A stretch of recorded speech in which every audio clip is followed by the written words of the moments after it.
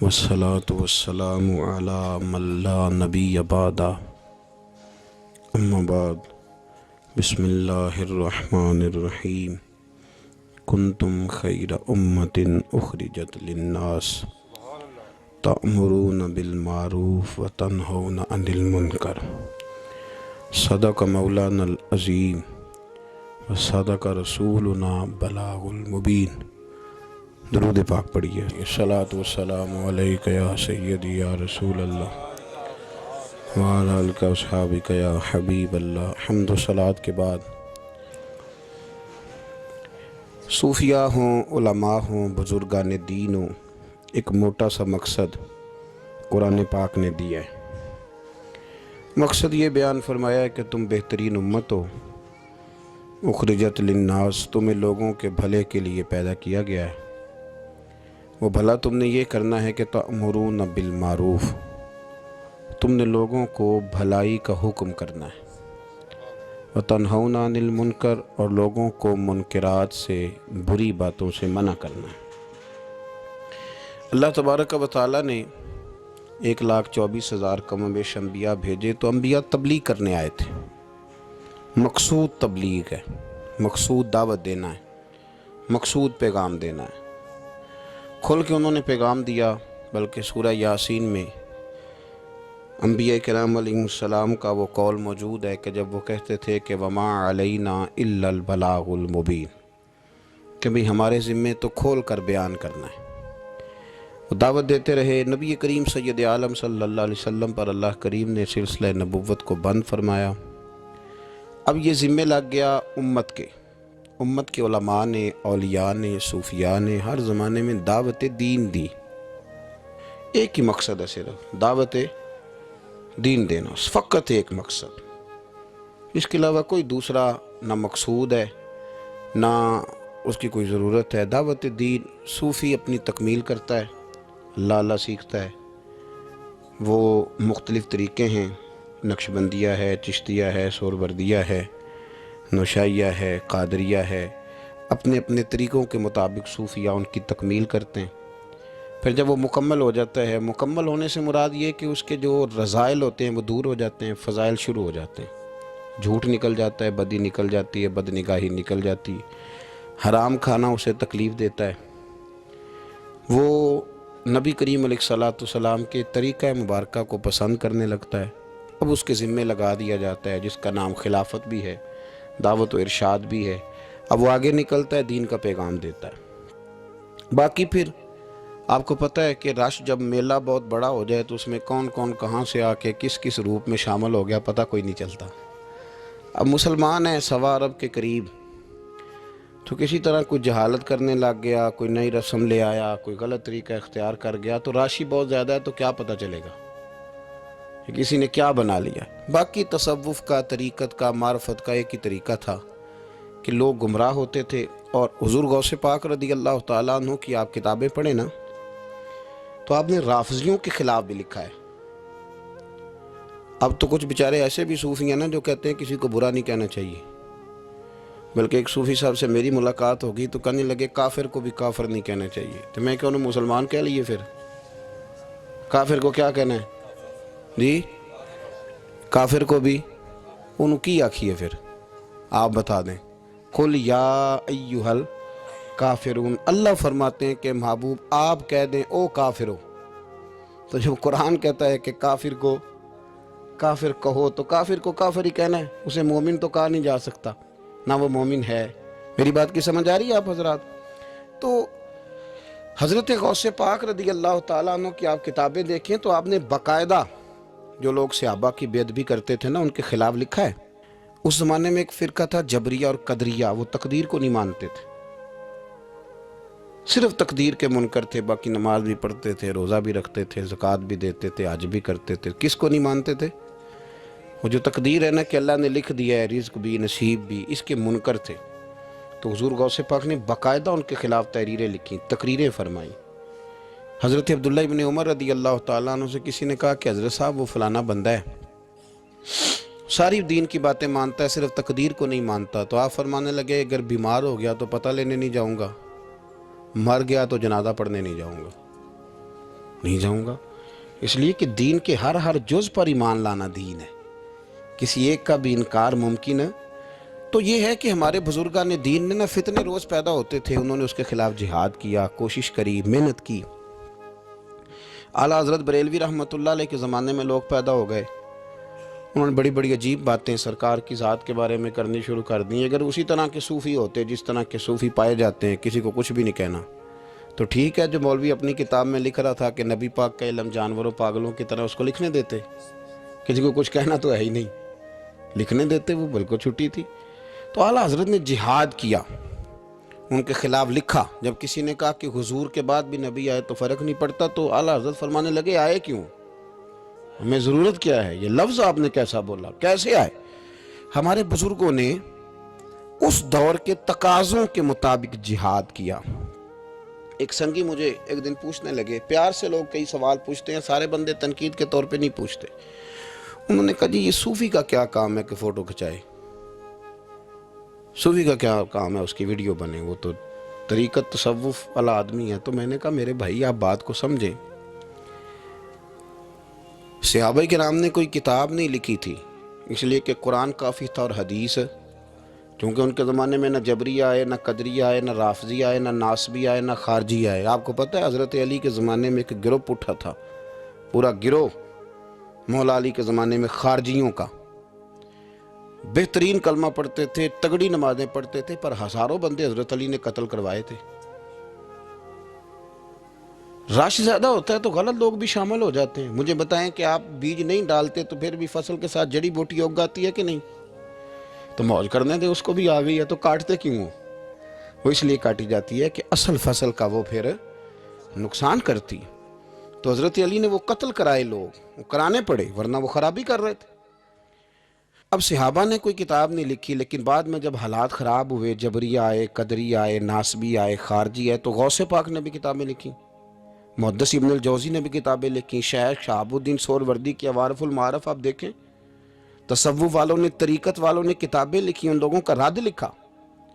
آج ہمارا زمانہ جب آیا ہے نا، تو اس زمانے کے اندر لبرل لوگ بیٹھ گئے ہیں ٹی وی پہ، لبرلزم کا دور ہے، یہ دور اصل میں لبرلزم کا دور ہے۔ اس میں یہ جو آپ کو تھوڑا بہت محسوس ہوتا ہے نا کہ بعض جگہ علماء کے آپس میں اختلافات ہو رہے ہیں، تو یہ ویسے سب کے ہی ہوتے ہیں، دکانداروں کے بھی ہوتے ہیں، دنیا داروں کے بھی، ان جیوے کہ اپنی گل کوئی نہیں کردا جی، اپنی گل کوئی بندہ اپنی بات نہیں کرتا، کیونکہ اپنی طرف اس کی نظر نہیں نہ ہوتی، نظر سامنے ہوتی ہے، تو سامنے والے کی بات کرنا بھی ویسے بھی ایزی ہوتا ہے۔ تو اسی طرح مولوی بھی، میں بھی کہتا ہوں کہ سیاستدانوں نے بیڑا گرک کر دیا ہے، کیونکہ میری بھی نظر سامنے ہے، اپنے اوپر تو ہے ہی نہیں۔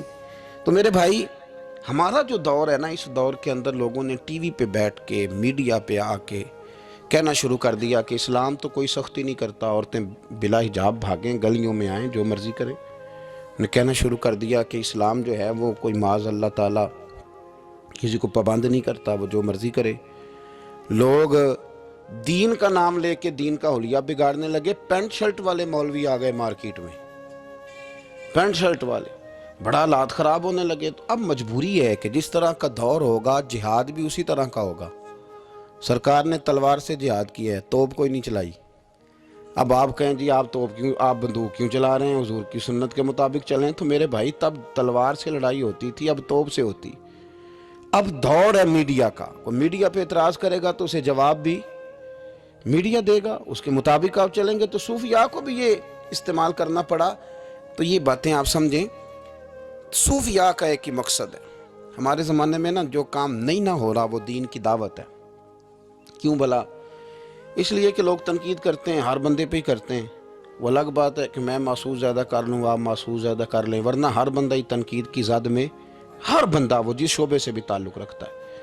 میرے بھائی، ایک ہی مقصد ہے ساری طریقت کا، وہ ہے دعوت دین، دعوت بے نمازی کو نماز کی دعوت، شریعت کے باغی کو شریعت کی دعوت۔ کبھی آپ نے یہ نہیں سنا ہوگا کہ مولوی ہڑتال پہ ہیں تو مسجدوں میں جمعہ نہیں ہوگا آج؟ کبھی سنا ہے؟ ڈاکٹر ہڑتال پہ جاتے ہیں کہ نہیں؟ وکیل، ٹرینوں والے، مولوی صاحب کبھی گئے ہوں کہ آج مولویوں کی ہڑتال ہے؟ اللہ کے فضل سے کبھی آپ نے نہیں سنا ہوگا، کبھی ایسا نہیں ہوا۔ اور میں آپ کو بتاتا ہوں، میرا مسجد سے تعلق ہے، اتنی پریشانی کسی بندے کو نہیں ہوتی جتنی مسجد کے امام کو ہوتی ہے کہ یار میں جا رہا ہوں، جماعت کون کرائے گا۔ یقین کریں، وہ بندہ ڈھونڈتا ہے، محنت کرتا ہے، تلاش کرتا ہے، کسی کے ذمے لگاتا ہے، چابیاں دیتا ہے۔ مجھے پتہ نا جی، اور یہ دلچسپی ہے، یہ شوق ہے، یہ ذوق ہے، اس کو آپ سمجھیں۔ دعوت دین علماء دے رہے ہیں، صوفیات دے رہے ہیں۔ کسی بھی بندے کو آپ ٹٹول کے دیکھ لیں، یار ماشاءاللہ داڑھی شریف رکھ لی ہے، تو کہے گا یار میں لاہور کے آتا ہے، ایک علامہ صاحب کی بات سنی، بس میرے دل پہ لگ گئی۔ ہو سکتا ہے اسے نام بھی نہ یاد ہو۔ تو یہ دعوت دین ہو رہی ہے تو بات آگے بڑھ رہی ہے نا۔ آج بھی کوئی سوشلزم کا ماننے والا، کوئی لبرل آدمی، کوئی کسی قسم کا بندہ مارکیٹ میں آ کے دین پہ اعتراض کرتا ہے۔ میں تھوڑے دن پہلے سائی والک یونیورسٹی میں گیا تو ایک بچہ کہنے لگا کہ پیر صاحب میں نے بات کرنی ہے تو آپ نے مجھے گستاخ کہنا ہے، تو اگر آپ نے گستاخ ہی کہنا ہے تو میں نہیں کرتا۔ تو آپ بتا دیں۔ میں نے کہا نہیں، آپ بات کریں، میں آپ کو گستاخ نہیں کہتا۔ کہنے لگا جی نبی پاک صلی اللہ علیہ وسلم کے زمانے میں غلامی ختم کیوں نہیں ہوئی؟ چاہیے تھا حضور کہتے آج کے بعد کوئی غلام نہیں، ختم کر دیتے، ختم کیوں نہیں ہوئی؟ بکتے رہے غلام، بلکہ حضرت علی کے زمانے تک غلام بکتے رہے۔ تو آپ کے پاس کیا جواب ہے؟ میں نے کہا اصل میں آپ رہتے ہیں ان لوگوں کے پاس جو بیچارے عشاء کی رکھتے بھی پوری نہیں بتا سکتے، اس لیے آپ کے اندر یہی بہام پیدا ہوا ہے۔ میں نے کہا میاں نبی پاک نے غلامی ختم کر دی؟ کہنے لگا جی نہیں، یہ میرے پاس ابن اسحاق کا حوالہ ہے، ابن حشام ہے، فلانی کتاب ہے، فلانی کتاب ہے۔ میں نے اسے کہا بچے آپ سمجھے نہیں، نبی کریم علیہ السلام نے نا غلامی کو اتنی عزت دے دی تھی کہ غلامی غلامی رہ ہی نہیں گئی تھی، غلامی غلامی رہی نہیں۔ تو جب کسی چیز کا نام ہی ختم کر دیا جائے، اس کا وہ عہدہ ہی ختم۔ یہ جو لوگ تھوڑے سے اداروں سے انسلاک رکھتے ہیں وہ سمجھتے ہوں گے کہ سیٹ ہی اگر ختم کر دی جائے کوئی، تو اس سیٹ پر جو بندے موجود بھی ہوں تو وہ سیٹ ہی نہیں، سیٹ ہی کوئی نہیں۔ حضور نے دیکھے نا، حضرت ابو ذر غفاری فرماتے ہیں میں اپنے غلاموں کے بارے میں بڑا سخت تھا، لوگ مثال دیتے تھے کہ اگر پھر تمہارا وہی حال کریں جو ابو ذر اپنے غلاموں کا کرتا ہے۔ فرماتے میں جب کلمہ پڑھنے آیا تو بڑی نصیحتیں حضور نے فرمائیں، تو جب میں واپس جانے لگا تو ایک آواز دی، میں واپس لوٹا تو فرمایا ایک بات کا خیال رکھنا۔ یا رسول اللہ وہ کون سی؟ فرمایا اپنے غلاموں کے ساتھ اچھا سلوک کرنا۔ تو فرماتے میں نے فوراً عرض کی حضور کس طرح کا سلوک کروں، کس طرح کا؟ تو یہ ابن ماجہ میں، ابو داؤد میں، نسائی میں، مسند احمد میں، کیا خوبصورت انداز ہے۔ یہ جو بڑے انسانی حقوق کی تنظیموں پہ بات کرنے والے نا، پورے یورپ میں شور مچانے والے، وہ بڑے حقوق بیان کریں گے، سیمینار کریں گے، چارٹر لکھا جائے گا، ڈبیٹ ہوگی، ایوان اقبال میں سیمینار ہوگا، فلانی جگہ ہوگا، کچھ پلے نہیں پڑے گا۔ میرے نبی کے 2 جملے، ختم ہو گئی ساری باتیں۔ رسول کریم علیہ السلام نے فرمایا جس طرح کا خود کھانا اس طرح کا غلاموں کو کھلانا، جس طرح کا خود پہننا اس طرح کا غلاموں کو پہنانا۔ ختم ہو گئی بات۔ او یار تھوڑا سوچے، میں نے بات کر دی، آپ نے سن لی، ذرا غور کریں۔ جس طرح کا خود کھانا، بلاؤ نا وہ حاجی صاحب جڑے بڑے نیک نے، جن دے کپڑے آپ پاندے نا، ان دا ملازم بھی انج دے ہی پاندا ہے۔ بلاؤ نا وہ سیٹ جو بڑی تقریریں کرتا ہے غریبوں کے حق میں، جس طرح کا خود کھاتا ہے غلام بھی اسی طرح کا کھاتا ہے۔ لیکن وہ عمل کرنے والے لوگ تھے، انہوں نے پھر عمل کر کے دکھایا۔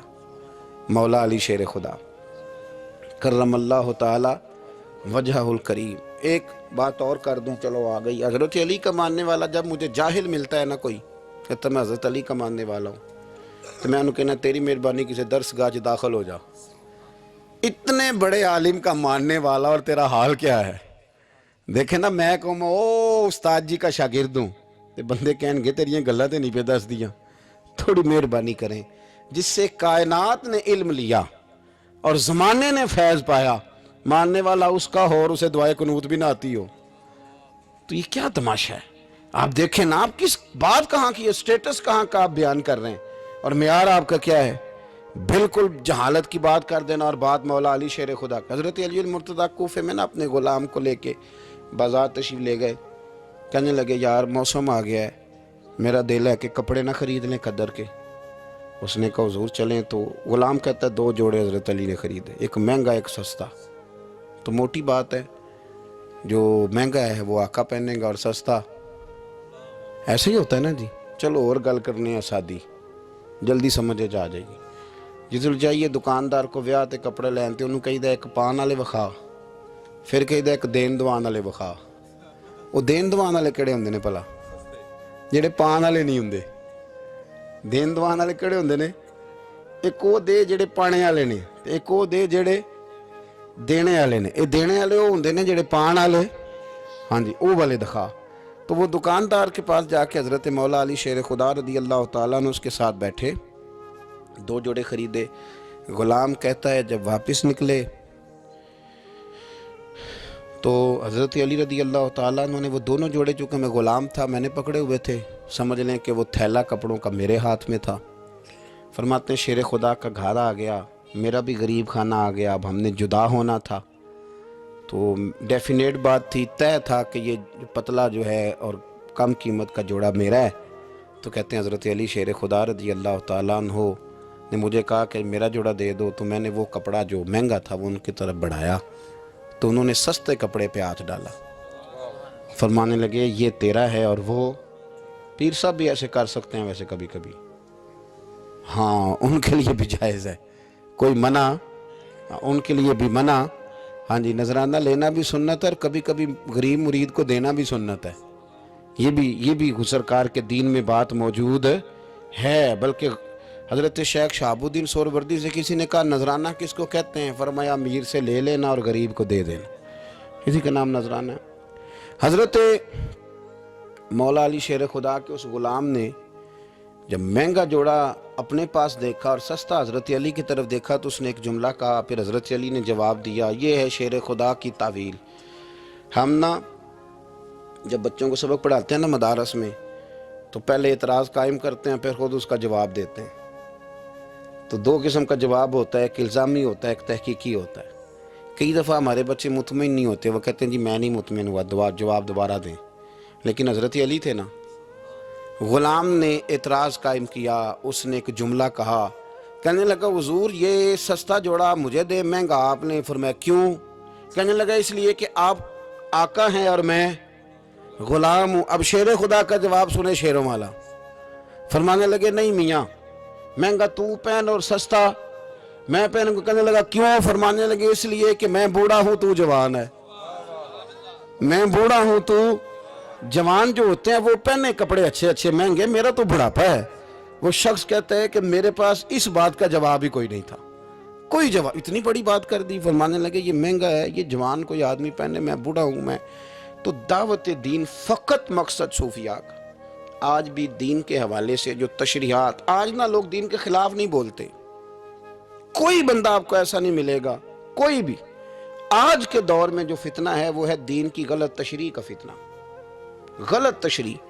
ٹی ویوں پہ لوگ بیٹھ گئے، وہ تشریحات غلط کر رہے ہیں۔ ہر بندہ کہے گا نبی پاک نے اپنے دشمنوں کو معاف کیا، آپ کہتے ہیں گستاخ کو پھانسی دینی ہے۔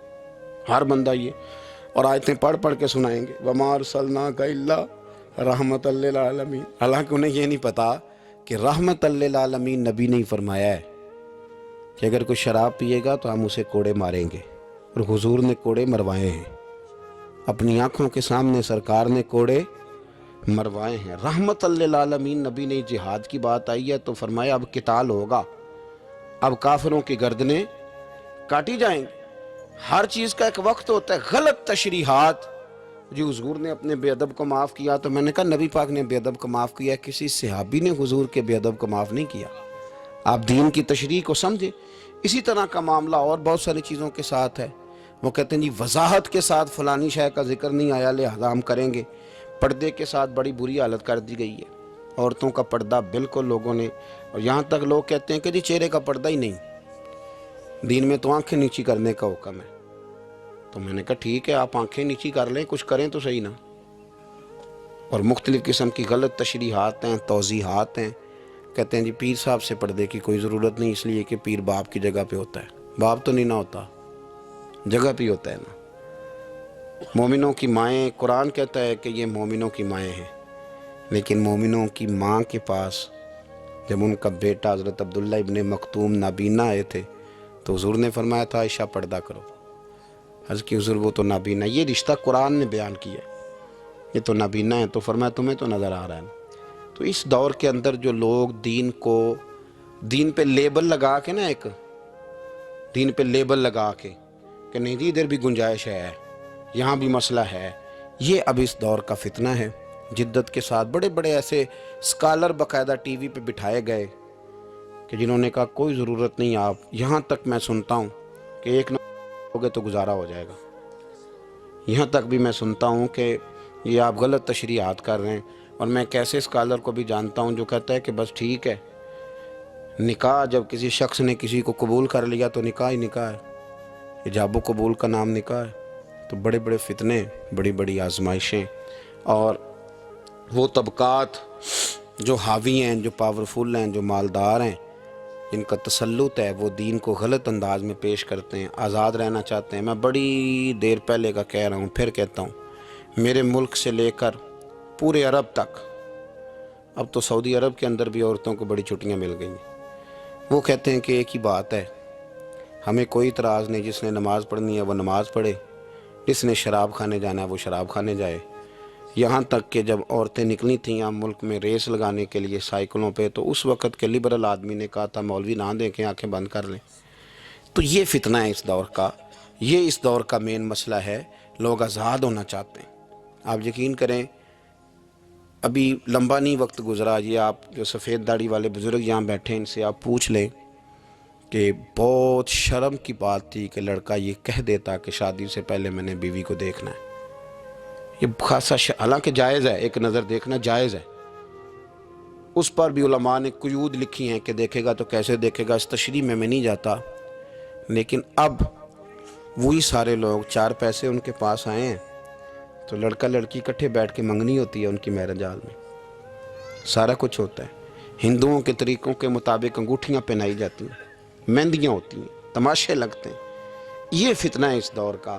تو اس دور کے صوفیاء اس فتنے کے خلاف اٹھیں گے, وہ جہاد کریں گے, وہ دین کا جو اصل چہرہ ہے وہ لوگوں کے سامنے پیش کریں گے. اسی کا نام تصوف ہے, اسی کا نام طریقت ہے, اسی کا نام پیری مریدی ہے, اسی کا نام اصلیت ہے کہ آپ دین پر کسی کو عمل کرائیں.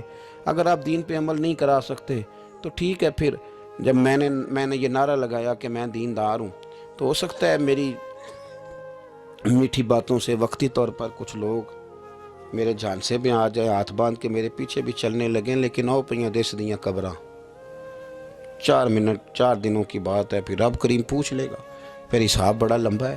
تو اس لیے کوشش فرمائیں صوفیاء کے پیغام کو سمجھیں, دعوت دین دیں. جو آپ کا کلاس فیل ہے اس کو بھی دین کا پیغام دیں, جو ڈیوٹی آپ کے ساتھ کرتا ہے اسے بھی نماز کا درس دیں. ایک دوسرے کا بازو تھامیں. اور میں آپ کو بڑی ذمہ داری سے کہتا ہوں کہ کہنے سے بات بن جاتی ہے. آپ انشاءاللہ کسی کو کہیں گے نا مسجد چل, تو وہ چلے گا اللہ کے فضل. اس کی وجہ یہ نہیں کہ بات میں اثر ہوتا ہے, دین میں ویسے ہی بڑا اثر ہے. آپ دین کی بات کر دیں, اللہ تاثیر پیدا کر دیا کرتا ہے. آپ کہہ دیں تو انشاءاللہ ہو جاتا ہے. اللہ کے حضور یہ دعا ہے, اللہ کریم ہمیں اپنے بزرگان دین کے, صحابہ کبار کے, اہل بیت اطہار کے طریقوں کا مسافر بنائے. اللہ کریم ہماری حاضریوں کو قبولیت کا شرف اور درجہ نصیب فرمائے. آخر دعوانا الحمدللہ رب